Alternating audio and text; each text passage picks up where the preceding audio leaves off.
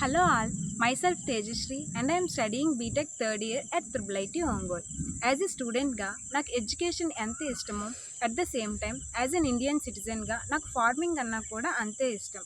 ఎందుకంటే మన భారతదేశం మోర్ దాన్ 50% వ్యవసాయ ఆధారిత దేశం.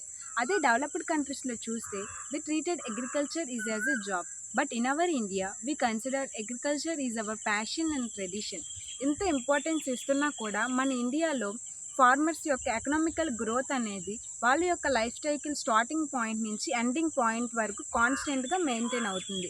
Even in a small employee లైఫ్లో కూడా ఏదో ఒక మేజర్ పాయింట్లో వాళ్ళ యొక్క హార్డ్ వర్క్ అండ్ ఎఫర్ట్స్ని బట్టి విజిబుల్ చేంజెస్ అనేది నోటీస్ చేస్తున్నాం.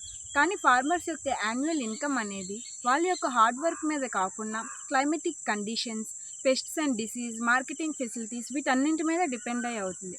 సో ఇన్ మై ఒపీనియన్ ఈ ఫార్మింగ్ సెక్టర్లో కొన్ని ట్రెడిషనల్ మెథడ్స్ యూస్ చేసుకొని మల్టీఫార్మ్స్ని ఇంట్రడ్యూస్ చేయడం ద్వారా we can get a little bit better results. That's why we started organic farming. Recently ఈ ఆర్గానిక్ ఫార్మింగ్తో పాటు sheeps and goat farms, dairy farms and నాటుకోళ్ళు ఇలా వీటన్నింటినీ ఇనిషియేట్ చేసాం. ఫ్యూచర్లో ఫ్లోరికల్చర్ కూడా ఇంప్లిమెంట్ చేద్దాం అనుకుంటున్నాం.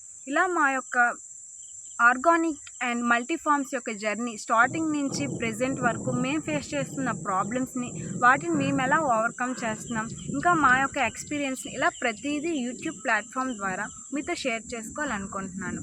I hope you all loving my videos. Thank you all.